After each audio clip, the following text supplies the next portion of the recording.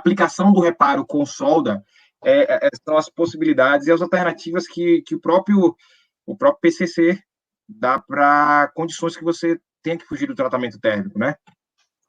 E aí, só para lembrar, a gente está falando daquele tratamento térmico que é o pós-soldagem, né? Que a gente aplica em materiais ferríticos para reduzir os níveis de tensões, os altos níveis de tensões residuais, para reduzir um pouco da dureza e difundir hidrogênio, tá? Você tem um monte de outros tratamentos que são aplicados pós-soldagem em outros materiais, como alguns austeníticos que você necessita fazer, alguns austeníticos estabilizados que você precisa fazer algum outro tipo de tratamento, mas a gente está focando nesse tipo de tratamento, tá? E aí, tempo e temperatura do tratamento térmico são especificados em relação ao tipo individual do material. São selecionados para serem executados abaixo da temperatura de transformação crítica do material. E aí, essas alternativas são das mais diversas. O PCC2 traz claramente duas alternativas. Você utilizar de aumento da temperatura de pré-aquecimento ou implementar uma técnica de soldagem que reduza, uma técnica de soldagem especial para garantir que esse tratamento seja evitado. Lembrando que apesar dele indicar sugestões e soluções para essa condição, é necessário que você valide isso com um procedimento, tá? A gente tem ilustrações aqui de como ele daria certo, mas você tem que pegar, a norma fala que você tem que fazer com que isso daí dê certo num procedimento. Então, não basta fazer isso aqui, seguir as orientações, elas são boas orientações, já dão bons nortes, mas você precisa fazer isso, soldar e qualificar. E aí, todo desdobramento com nível 2, para que isso vire um procedimento formalizado, tá? E aí, pensando nas duas alternativas que a norma dá, ela fala de uma elevação da temperatura de pré-aquecimento. Eu trouxe dois exemplos bem legais, tanto na norma de tubulação como na norma de vaso. Por exemplo, a B31.3, ele fala que para você sair do tratamento térmico para um ácido carbono, eu botei aqui um PNAM-B1, que em espessuras acima de 25 milímetros, basta você aumentar a temperatura de pré-aquecimento para 95 graus. Se você fizer uma soldagem com temperatura de 95 graus de pré-aquecimento, você já foge da condição de tratar termicamente espessuras acima de 25,4.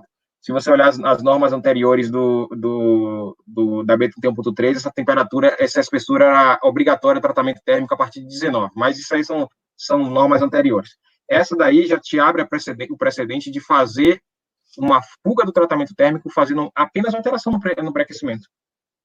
O ASME 8, por exemplo, o ASME 8 divisão 1 também, ele diz o seguinte: se você pré-aquecer inicialmente a 120 graus, tubos soldados, imagine um tubo soldado que tenha uma solda de filete com garganta máxima de 13 milímetros.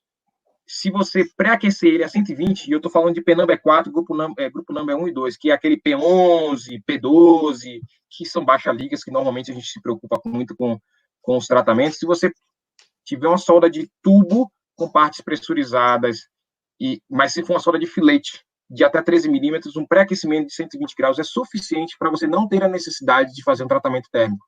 Isso é interessante para caramba, porque imagine que você tem equipamentos que estão acoplados a revestimentos internos, com concreto, ou equipamentos que às vezes estão em base de concreto, e você faz um aquecimento de temperaturas aí próximas dos 700, 600 graus num tratamento térmico, o que seria dessa base? O que seria desse refratário? Então, você degradaria essa região que estaria acoplada a esse metal com a temperatura muito elevada. E aí, uma alternativa também muito interessante, que cada vez mais tem sido difundida, que é o passe de revenimento. A lógica é bem legal, é muito interessante. Vou ser bem resumido aqui com a questão de passe de revenimento, porque é o seguinte: imagine que toda vez que eu soldo, o passe subsequente aplica um ciclo térmico sobre o passe anterior, entre aspas, tratando ele. Então, o passe subsequente sempre trata o passe anterior, e ele vai fazendo isso. Então, você tem uma sequência que aqui dá para ver, você primeiro solda todo o chanfro, depois vai construindo as espessuras aqui, soldando todo o V, e tem uma sequência específica para você soldar, e que o último passe, ele realmente não serviu, ele não recebeu ciclo térmico de nenhum outro, e aí, em alguns casos, você pega e corta esse passe, se retira esse passe, ou retira uma parte desse passe, para que reste apenas soldas que já foram tratadas previamente pelos passes posteriores. Uma coisa interessante também é o seguinte, é que é importante nessa seguir uma sequência lógica para fazer esse processo de passe de revenimento e a sobreposição entre camadas. Eu não posso soldar filetes sem um determinado overlap. Ele chama ele indica que esse overlap tem que ser no mínimo 50%. Então, essa sobreposição entre um cordão e outro tem que ser no mínimo 50% para você garantir que a solda posterior trate a solda anterior. Isso é legal porque você consegue salvar muitas condições de tratamento térmico usando essa técnica. E o ASME B31.3 tem até uma indicação bem interessante, né? Ele diz assim que para Penamberon, para essas condições de espessura aqui que eu sinalizei de 25 milímetros, além do tratamento térmico, além do pré-aquecimento de 95 graus, ele diz que tem que soldar com múltiplos passes. Você não pode chegar lá como, por exemplo, tem juntas que poderia, no arco submerso, ter soldado de uma vez só. Arco submerso não é aplicado em manutenção, mas só um exemplo de processo de soldagem que você deposita muito material de uma só vez. Você poderia soldar juntas com um arco submerso, por exemplo, sei lá, uma junta de 0,5 polegada, você poderia fazer um passe exclusivo de arco submerso, mas eu cairia na condição de ter que tratar termicamente. Estou dando um exemplo, tá? Mas quando você pega a situação de soldar com múltiplo passe, um passe vai revenir no outro, um passe vai revenir no outro, melhorando a estrutura do passe adjacente. Até que o último passe, que não teve revenimento, porque não teve nenhum passe posterior, em alguns casos eu vou lá e removo ele, então só me resta a solda tratada, tá? Mas, volto a dizer, é importante que esse processo seja, de novo, qualificado, porque você tem preocupações com a resistência mecânica, você tem preocupações com as microestruturas e tem preocupação com a corrosão. A microestrutura resultante tem que ainda ser adequada. E aí, questões de rate put, tudo que a gente já falou antes com cuidados de soldagem, são aplicáveis aqui também, tá? Ivo, Paulo, vocês que têm grande explicação aí, grande experiência nessas soldas. O temper bidding, que estou falando de coisa de, sei lá, 10, talvez 15 anos atrás, era só assunto de artigo científico, pesquisa. Pouca gente falava-se que era possível, mas na prática eu peguei épocas de que a gente teve que desenvolver procedimento. Não tinha procedimento fácil para isso. Treinar a pessoa, desenvolver procedimento. Eu lembro que tinha um vaso de hidrogênio, Paulo, e você sabe explicar tão bem aí esse fenômeno de fragilização por hidrogênio, e que a gente precisava fazer um reparo, mas o problema é que depois eu teria que tratar termicamente. E tratar localizadamente um vaso, como o Marcos falou na estante, é complicado. Porque às vezes você está submetendo só uma seção a uma temperatura próxima ali da temperatura de transformação, ou seja, 500 e tantos graus, 550, 600 e tal. E você podia gerar dilatações diferenciais, tensões elevadas, poderia provocar uma deformação do seu equipamento. Mas, no caso do serviço com hidrogênio, eu sou obrigado a fazer o tratamento térmico de alívio de tensões para reduzir as tensões residuais por causa do risco de fragilização, associado ao mecanismo. E naquela época, mas ao mesmo tempo precisava fazer um reparo. Então a gente ficava, e aí? Como é que vamos fazer? Então, a gente acabou recorrendo, eu estou falando de coisa de talvez 15 anos atrás ou mais, a gente acabou tendo que desenvolver um procedimento de temper bidding para matar escapar do tratamento térmico de alívio de tensões, fazer o reparo e, graças a Deus, o vaso está operando até hoje, nunca teve problema. Então, a gente... Funcionou. Foi bem sucedido aí, mas eu lembro que isso era só assunto de artigo, viu? Isso ainda não estava nem sendo citado por não ainda. Que bom, que legal. Bem legal. Mas eu achei interessantíssimo abordar esse assunto. Agora eu queria perguntar uma coisa aos senhores que estão assistindo aí, até para a gente fazer um exercício mental aqui. Tá? Eu sei que tem algumas perguntas interessantes que a gente vai olhar, mas por que se eu aumentar a velocidade do pré-aquecimento, eu posso não fazer um tratamento térmico depois da solda?